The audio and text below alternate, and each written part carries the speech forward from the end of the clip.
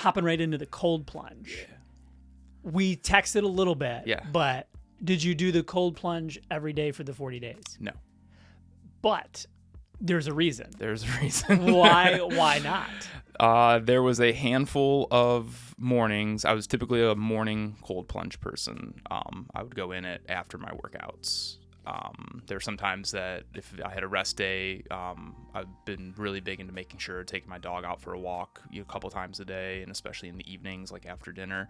And if I didn't do it then, I would do it after the walk type of thing, which was actually might be a little better going in it, because I think sometimes coming home from the gym and being like kind of sweaty, and then you've got the cold wind hitting your upper body as you're in it, that was miserable.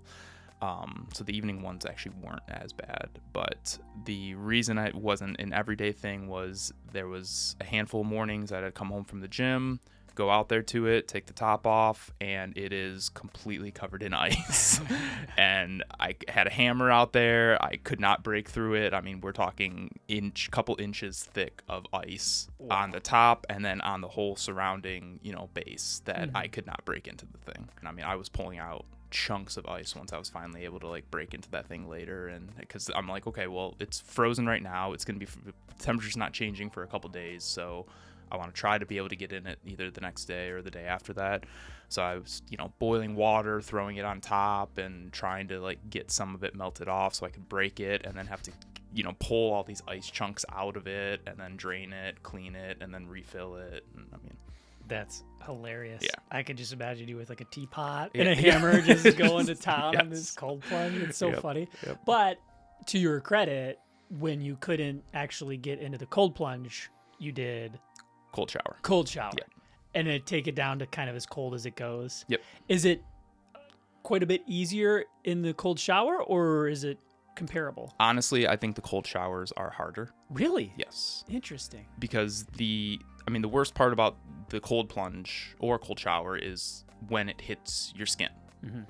So in the cold plunge, at least, you get in it. Once I would be in it for the most part, for most days, for 30 seconds, a minute, I was good. That's the hardest part, and I could stay in it then for the next 3-4 minutes. That was my typical time range, was anywhere from like 3 to 6 minutes. I'd be staying in it when I'd go in it in the cold plunge. The reason I think the shower is more difficult is you get in and the water hits, say, your front side first, and you're like, oh my god, this is miserable.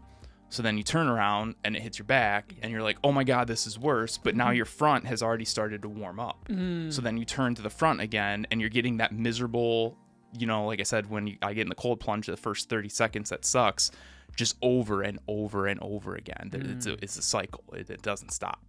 So honestly, when I was given the choice, like, I could go take a cold shower, which is probably 15-20 degrees warmer than what my ice bath is, or I could go sit in the ice bath for 5 minutes. Like, I'm gonna do the ice bath. Yeah, interesting. Yeah, I do the cold showers not every single day, most days, but I didn't even think about that. Yeah, it's kind of miserable over and over and over again, because you got to keep turning, unless you have one of those showers that comes straight up from the top. I guess that's showing I'm not a 1%er that has like 10 different shower heads. Right. I don't live in the spa. So. Yeah, and when you did the cold showers, was it cold right out of the gate, or?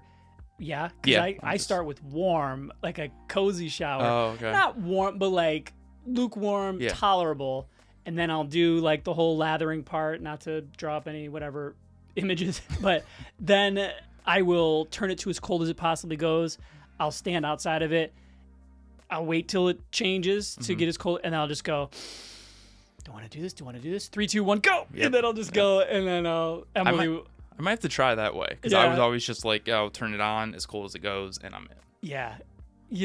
I've tried both. Usually if I end it, and I'll usually end the last 2 to 3 minutes with the cold water. By the time I'm done, it's not as shocking. Yeah. But still, every time you turn, and then one thing, so I'll get the front, I'll get the back, and then I'll lift my arms and get kind of like my lats. And for some reason, that's like the hardest part, is getting like under the arms. I don't know what that is. But now when you don't, so you did some sort of cold exposure for the 40 days. Yes. One question I had is, on the days that you don't cold plunge or cold exposure, versus the days that you do, what sort of differences do you feel throughout your day, or I guess right after? Anything in particular? I think the biggest, I mean, I'm sure there's times that, I can equate it to, oh, I feel better today, the day after a leg day. And it's like, oh, maybe it's because I, cold plunged. It could be so many different aspects, though. You don't really know. I think the biggest part is, kind of a body, but also just like a mind thing. Like there were days, I mean, there were some days that I'd only get into, by around the waist or, the chest. Cause like you were saying about, the shower hitting your lats, the cold plunge, getting my arms in was the worst part. Yeah. Like it was terrible trying to get like that all the way into my neck. So there were a lot of days that I would it's too cold and I'm just like, no, just get the lower body in at least, especially if that's the body part I worked out, like just get that part in, get that, in there to try to help or do whatever the magic the ice does for that. But specifically the days that I would force myself to get all the way into my neck, sometimes even like at the very end, I'd be like, all right, you're about to get out, let's hold your breath and get the head all the way underneath too. And I would do that, and once I'd get out, I'd be freezing, I'd be miserable, and then I would like sit there and be drying off in the house and be like, that felt so good. Like I feel like a new person almost, like after completely submerging myself in that. Wow. So that is something, I mean, I need it. I think it's too cold right now to be doing that all the time, but that's something I really am, probably one of the bigger takeaways I'm getting from this is like there's something about like getting completely in there and submerged in the thing, even for a second at the end or 5 seconds, that I just felt like such a good takeaway. I felt rejuvenated, like even at 6 a.m. doing this, like I felt so good and awake and alive, and like something I didn't feel that a year ago when I was doing this. So. Yeah. Interesting. Did you get sick throughout the 40 days? No. Okay. So again, anecdotal evidence, but I have read that cold exposure boosts immunity like crazy with your immune system. Something about cold exposure stimulates the production of white blood cells and enhances the immune response, helping the body fight off illness more effectively. And during the time you were doing this kind of holiday time, did anybody in your family, because I know you got a couple little ones, I know my kid brings home sickness all the time, did anyone in your family get sick? I'm sure there was something. Yeah, it was like maybe 2 weeks before the holiday.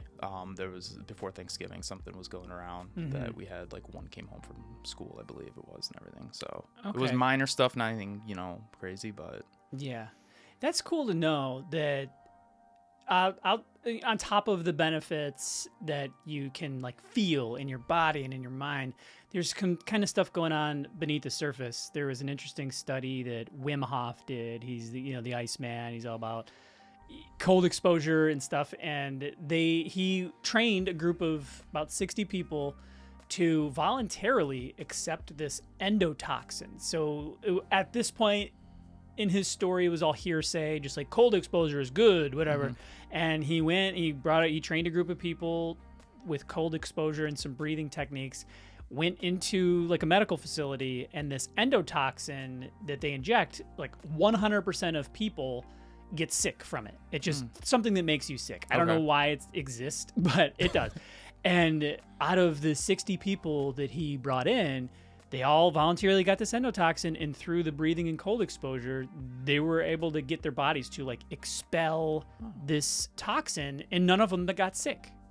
Wow. And I think that's really fascinating. Yeah. That something like that, you wouldn't think, you would think that something cold exposure wise or whatever might just benefit you with stuff that you can feel and see and touch, but kind of knowing things are helping happening. Just fight stuff off, block things off that you're not even thinking about. Yeah. That is crazy. Yeah, super cool. So that's one thing. And then another thing has to do with inflammation and like speeding up recovery.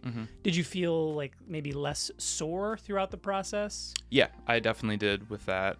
It helped, benefited that kind of during this, we mentioned about, I think before we got on live, I've started doing a strength, training cycle with, your wife, along the, partnering up with that, where, we test out our max 1 rep for squat, deadlift, and chest press, and then it's a 5-week cycle of building up to see how much weight you can add on to that total in 5 weeks.